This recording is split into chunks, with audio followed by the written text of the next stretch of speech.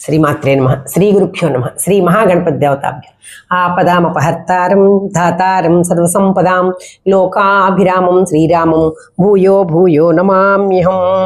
శుక్లాంబరధరం విష్ణుం శశివర్ణం చతుర్భుజం ప్రసన్నవదనం ఛాయే సర్వవిఘ్నోపశాంతయే. ఇవాళ కార్తీక పురాణం 16 రోజులకు వచ్చేసాం. అప్పుడు మనం షోడశోధ్యాయ. దీని వివరణ ఏమిటంటేనండి, షోడశోధ్యాయం ఒక మొద్దు, తుమ్మ మొద్దు కానీ ఏదన్నా కానీ శిలకి కానీ విముక్తి లభించుట. అంటే ఆ చెక్క మొద్దు ఉంది కదండి, దానికి ఆ విముక్తి లభించటం ఏమిటి, ఆ కర్రకి విముక్తి ఏమిటి, దాని గురించి వివరణ తెలుసుకుందాం మనం. సరికి జనక మహారాజుకి వశిష్ఠ మహాముని చెబుతున్నాడు. ఏమని చెబుతున్నాడు? ఓ రాజా,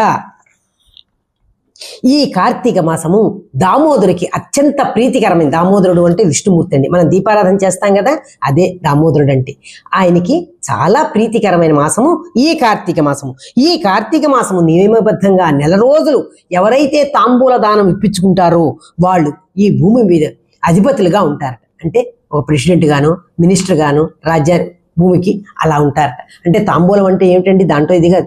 రోజు 4 5 తాములపాకులు ఒక ఒక్క మీకు తోచిన దక్షిణ పెట్టి తాంబూలం ఇచ్చుకుంటే పండో పొలము ఇచ్చుకోవటం అలా 9 రోజులు ఇచ్చుకుంటే అంత ప్రభువు అవుతాం మనం అనమాట. ఈ 9 రోజులు కూడా పాడ్యమి నుండి శుద్ధ పాడ్యమి దగ్గర నుంచి బహుళ పాడ్యమి దాకా ఎవరైతే రోజు దీపారాధన చేస్తారో ఆ విష్ణు సన్నిధిలో వెలిగించే వాళ్ళకి వైకుంఠాన్ని చేరుకుంటాం. అంత ముక్తి అనమాట. ఈ హరిహరాదులందు దీపారాధన 9 రోజులు దీపారాధన చేసిన వాళ్ళకి అంత వైకుంఠ ప్రాప్తి కలుగుతుంది. మంచి సంతానం కావాలి అని అనుకున్నవాడండి పౌర్ణమి నాడు చక్కగా సంకల్పపూర్వకంగా స్నానం చేసి, కార్తీక స్నానం చేసి సూర్యనారాయణమూర్తికి నమస్కారం చేసుకుంటే సత్సంతానం కలుగుతుంది. సత్సంతానం అంటేనండి మంచి బుద్ధులతో అమ్మ, నాన్న, పెద్ద, చిన్న, తారా, తమ్యం, దయా, దాక్షిణ్యాలు కలగ పిల్లలు పుడతారు.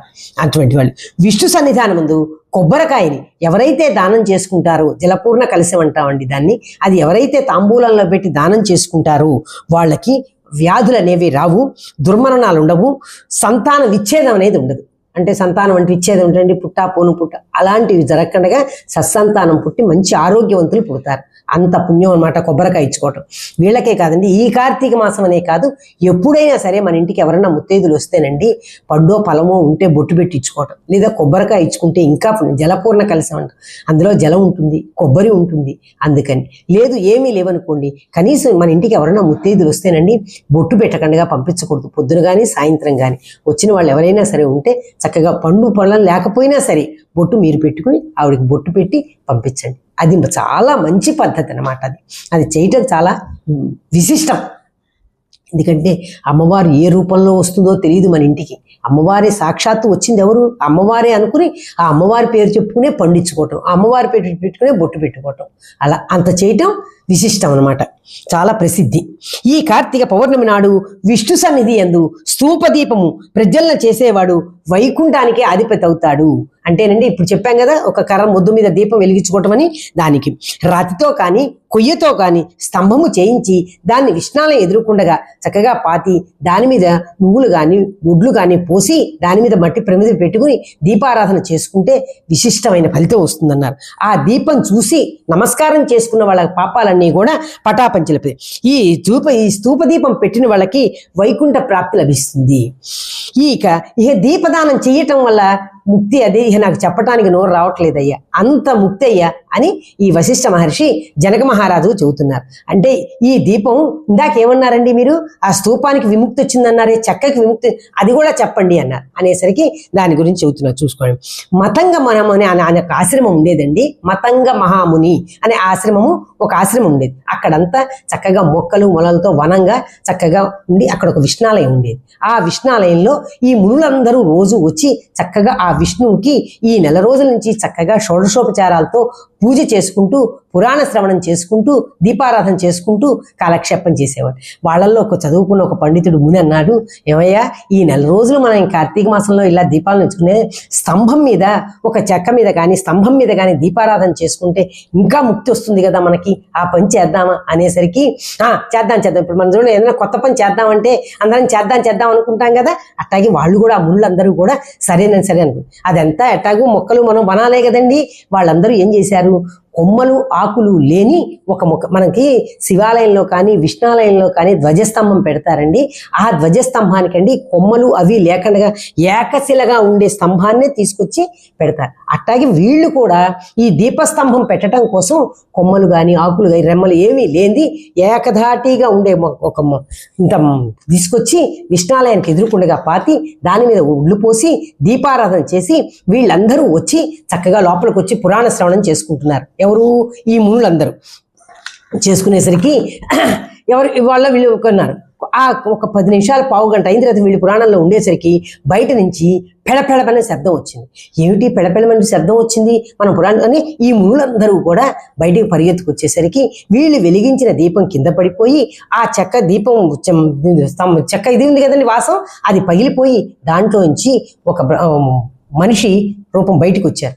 వచ్చేసరికి వీళ్ళందరూ ఆశ్చర్యపడిపోయి అయ్యో చూసి ఏమిటి ఇది అయిపోయింది, ఏమిటి అయ్యా నువ్వెవరివి, ఎక్కడి నుంచి వచ్చావు ఏమిటి అనేసరికి ఆయన చెబుతున్నాడు. ఏమని?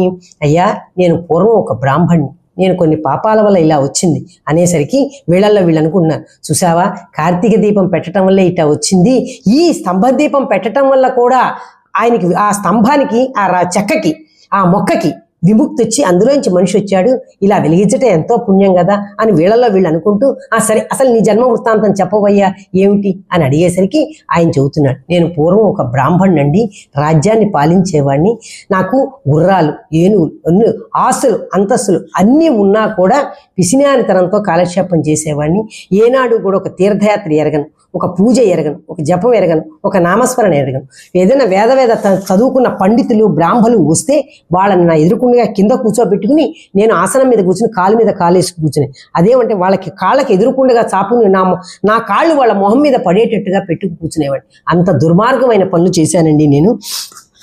ఏనాడు కూడా వాళ్ళకి నమస్కరించటం కానీ చేయటం కానీ చేయలేదన్నాడు. అనేసరికి వేద పండితులు ధర్మం చేయలేదు అన్నాడు. వేదభ్రాంత సంతానానికి కూడా నేను ఇవ్వలేదు. ఎవరన్నా వచ్చి ఏమండి మా అమ్మాయి పెళ్లి చేసుకుంటానండి, మా అబ్బాయి ఒడుగు చేసుకుంటాను అండి, ఏదన్నా గట్టి పరిస్థితి ఇవ్వాలి అనుకున్నప్పుడు సరే నీకు ఇస్తాలేండి, వాళ్ళకైతే రేపు ఇస్తా, నేను నువ్వు ఎప్పుడు చేసుకుంటున్నావు అప్పుడు నేను ఇస్తా అనేవాడినే కానీ ఏనాడు ఇచ్చిన వాడిని కాదు.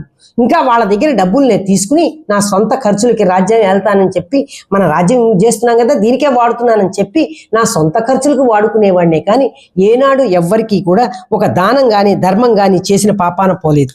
దానివల్ల నేను 52,000 సార్లు కుక్కగా పుట్టాను, 10,000 సార్లు కాకిగా పుట్టాను, 10,000 సార్లు ఒక పురుగుగా పుట్టాను తొండగాను, 10,000 సార్లు ఒక చెట్టు మొక్కులే పుట్టగా పుట్టాను, తర్వాత ఒక అశుద్ధంలో పురుగులై పుట్టాను 10,000 సార్లు.